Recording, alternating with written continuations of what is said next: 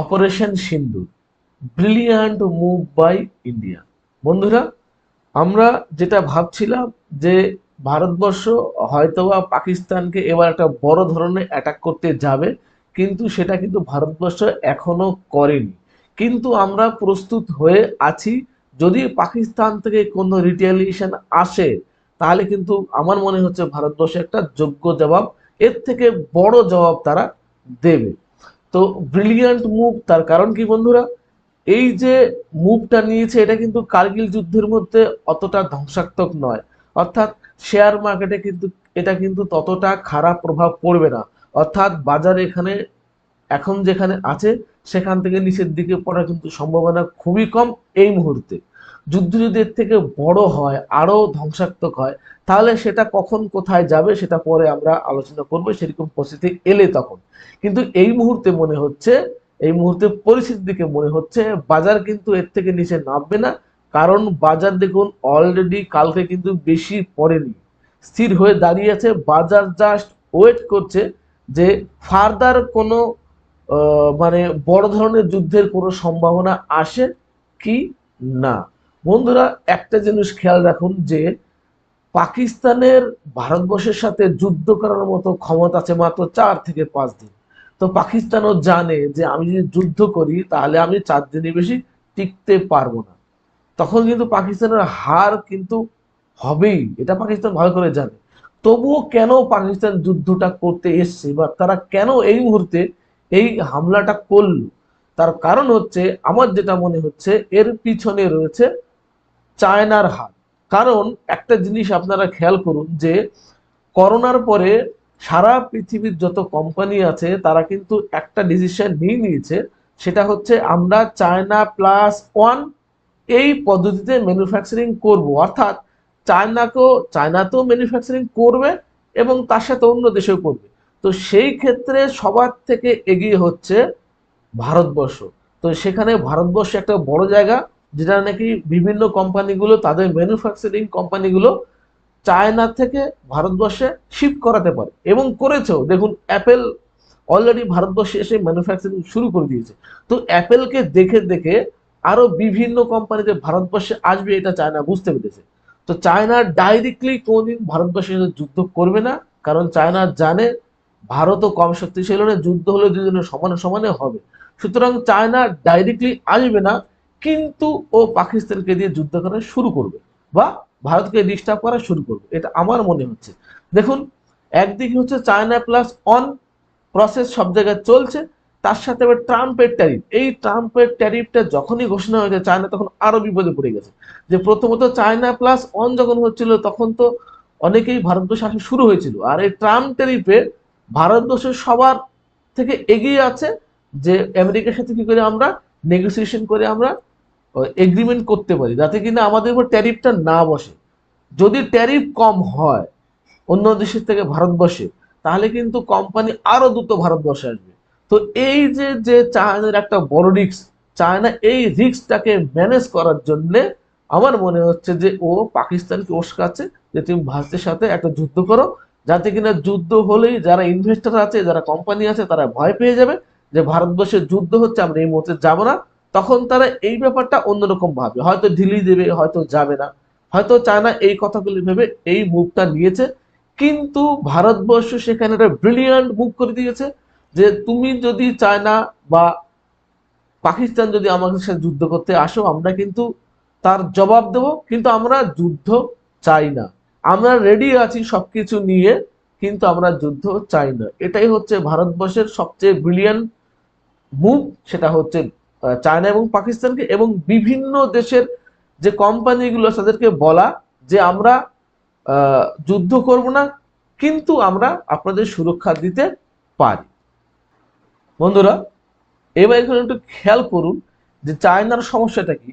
এটা হচ্ছে চায়না, তো চায়নায় যদি কোনো প্রোডাক্ট নিয়ে যেতে হয় বা কোনো প্রোডাক্ট আনতে হয় আমেরিকা কিংবা ইউএস থেকে, তাহলে চায়নাকে, ধরুন এখান থেকে মালটা যাবে, তাহলে এই যে চায়না আছে এখান থেকে সাউথ চায়না সি হয়ে এই রাস্তাটা দিয়ে ওদেরকে এইভাবে, এই যে সুয়েজ ক্যানাল আছে এই রাস্তাটা দিয়ে ওদেরকে ইউরোপ যেতে হবে কিংবা এদিকে আমেরিকা যেতে হবে। তো চায়নাকে এতটা রাস্তা তাকে ট্রাভেল করতে হচ্ছে। তো চায়না তার জন্য একটা চিন্তা ভাবনা করছে বা ওরা প্ল্যান করছে যে এইখান থেকে যদি এরা মায়ানমার হয়ে এইদিকে আসে, তাহলে কিন্তু তাদের এই রাস্তাটা অনেকটাই বেঁচে যায়। এরা আবার আরেকটা প্ল্যান করছে যে তারা ঠিক এখান দিয়ে এখানে কাশ্মীরের এই পাকিস্তান অধিকৃত কাশ্মীর দিয়ে এখান দিয়ে একটা রাস্তা করছে তারা এই বালুচিস্তান দিয়ে এই দিকে। তো এই রুট যদি তারা ব্যবহার করতে পারে এই দিকে কিংবা এই দিকে, তাহলে কিন্তু তাদের ট্রেডের যে কস্ট অনেকটাই কমে যাবে। কিন্তু সেই ক্ষেত্রে দাঁড়িয়ে দেখুন, একে চায়নাকে দরকার আর মায়ানমার তো কোনো সরকার নেই, মিলিটারি সরকার চলছে, ওর সাথে ওদের কোলাবোরেশন হয়ে গেছে, হয়তো এখানেও পোর্ট একটা বানিয়ে ফেলবে।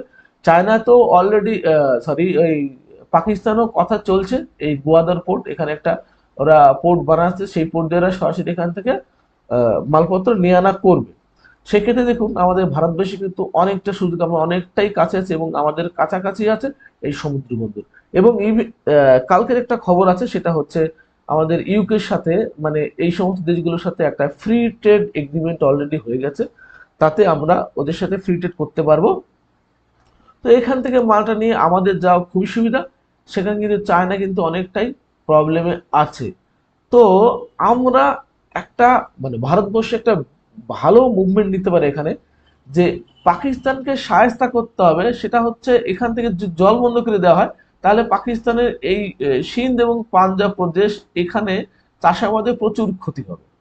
গেল, তাহলে চায়নার সাথে এখানে মানে পাকিস্তান নিজের দেশের মধ্যে ঝামেলা লেগে যাবে। আর এখানে যে বালুচিস্তান যে স্টেট আছে, এরা অলরেডি পাকিস্তানের বিরুদ্ধে, তারা পাকিস্তানের সাথে থাকতে চায় না। তো আমাদের ভারতবর্ষের বড় একটা ব্রিলিয়ান্ট মুভমেন্ট হচ্ছে, আমরা ডাইরেক্ট লিখিত কোনো যুদ্ধে যাব না, এখানে জল বন্ধ করে দেব। আর এখানে হালকা করে একটু বালুচিস্তান আর্মি যারা আছে তাদেরকে একটু উস্কে দিলাম, আর এখান থেকে আফগানিস্তানের একটু উস্কে দিলাম। আবার পাকিস্তানের ঠিক এই দিকটায় কতগুলো টেররিস্ট অর্গানাইজেশন আছে, তেহরিকি তালিবান বলে, তো তাদেরকে যদি একটু উস্কে দেওয়া হয়, তাহলে পাকিস্তান নিজে নিজেই মরে যাবে। তাহলে ভারতবর্ষ কেন, পাকিস্তান এমনি মরা কান্ট্রি, কেন একে মেরে মরার দায় নেবে? একে খালি যদি এই সমস্ত কাজগুলো করা যায়, অবশ্যই ভদ্র সেটাই করবে আমার মনে হচ্ছে, তাহলে পাকিস্তান এমনি ভেঙে টুকরো টুকরো হয়ে যাবে। আমাদের এর সাথে যুদ্ধ করার কোনো দরকার নেই, সেটা আমার মনে হয়। কিন্তু যদি পাকিস্তান আসে, তাহলে কিন্তু তাকে মুখ ভাঙা বা দাঁত ভাঙা জবাব তাকে ভারতবর্ষে দেবে বলে আমার মনে হয়। বন্ধুরা, এর আগের ভিডিওতেও আমরা বলেছি যে যুদ্ধ যদি বড় হয়, তাহলে আমাদের এই যে যে ক্যাপেক্স এর এক্সপেন্ডিচারটা, এটা যাতে মানে আমরা শুধু ক্যাপেক্সই খরচা করতে পারি, এই টাকাটা যাতে আমাদের যুদ্ধের বা মিলিটারি এক্সপেন্স না হয়ে যায়, সেটাকে আমাকে একটু খেয়াল রাখতে হবে। কিন্তু আমরা এখন পর্যন্ত যে আপডেট পাচ্ছি, তাতে কিন্তু আমাদের কোনো রকম মনেই হচ্ছে না যে আমাদের এই জিডিপিতে কোনো রকম কোনো প্রবলেম পড়বে। সুতরাং আমরা এটা ধারণা করতে পারি যে ভারতবর্ষের মার্কেট এই মুহূর্তে, শেয়ার বাজার নিচের দিকে যাওয়ার সম্ভাবনা খুবই কম। আর এই টাইমটা হচ্ছে আপনাদের শেয়ার কেনার সময়, কারণ আপনারা এখন দেখুন কি হারে এফআইআই এবং ডিআইআই বাজারে, মানে শেয়ার কেনা শুরু করেছে। কারণ বাজার এখন ভ্যালুয়েশন আছে। এখন বন্ধুরা যত পারুন মার্কেটে শেয়ার কিনে রাখুন, কারণ এই ভ্যালুয়েশন মার্কেট আপনি সামনে নাও পেতে পারেন। এবার যুদ্ধ যদি বড় হয়, আরো যদি ধ্বংসাত্মক হয়, তখন সেইভাবে ডিসিশন নেওয়া যাবে। আর একটা বিলিয়ন মুভ দেখুন আমাদের ভারতবর্ষের, সে হচ্ছে আরবিআই অলরেডি ঘোষণা করে দিয়েছে যে আমরা 2.5 লাখ crore টাকা আমরা ব্যাংকে দেব। মানে ব্যাংকে এবার লিকুইডিটি এসে গেছে, ব্যাংক এখন লোন দিতে পারে। তো এই যে যে একটা মুভ, এটা একটা বিরাট বড় মুভ। এটাও একটা বিদেশি কোম্পানিগুলোকে একটা আহ, মানে খবর দেওয়া বা ইনফরমেশন দেওয়া যে আমরা ব্যাংকে টাকা বাড়াচ্ছি, সুতরাং আমাদের দেশের জিডিপির কোনো প্রবলেম হবে না, আপনারা ইনভেস্ট করতে পারেন। আর একটা ভালো খবর, খুবই ভালো খবর, সেটা হচ্ছে ইউকে এবং ইন্ডিয়ার মধ্যে একটা free trade agreement FTA already sign হয়ে গেছে। এটা গত 3 বছর ধরে ট্রাই করছিল দুদেশ মিলে, কিন্তু ট্রাম্পের ট্যারিফ আশায় আমার মনে হচ্ছে এটা আরো দ্রুত হলো। এটা ভারতবর্ষের পক্ষে খুবই একটা ভালো খবর এবং শেয়ার মার্কেটের পক্ষে খুবই একটা ভালো খবর। বন্ধুরা, এই যে আরবিআই যে 2.5 লাখ করোড় মানে ইনজেক্ট করছে লিকুইডিটি, এটা আর হচ্ছে আমাদের এই ফ্রি ট্রেড এগ্রিমেন্ট যেটা আছে এফটিএ, এই দুটো নিয়ে আমাদের একটা আলাদা দুটো ভিডিও আসবে, কারণ এই দুটো খবর খুবই গুরুত্বপূর্ণ খবর আমাদের ভারতবর্ষের অর্থনীতি এবং শেয়ার মার্কেটের পক্ষে। তো সেই জন্য আমরা এটা নিয়ে আলাদা পরবর্তীকালে ভিডিও আলাদা ভিডিও আনার চেষ্টা করব খুব তাড়াতাড়ি। তো বন্ধুরা, আমার একটাই কথা, এই মুহূর্তে বাজার ভালো পজিশন আছে এবং আপনি এই মুহূর্তে বাজারে ইনভেস্ট করতে পারেন, কারণ দেখুন আহ, বাজার কিন্তু নিচে যাওয়ার সম্ভাবনা খুবই কম। আপনি এই ভ্যালুয়েশনে কোম্পানির শেয়ার নাও পেতে পারেন। তো আমি আপনাদের সাজেস্ট করব এখনই আপনারা ইনভেস্ট করা শুরু করে দিন। তো আশা করি বন্ধুরা আপনাদের একটা আইডিয়া আমি দিতে পারলাম। তো আজকে এখানেই শেষ করছি। নমস্কার।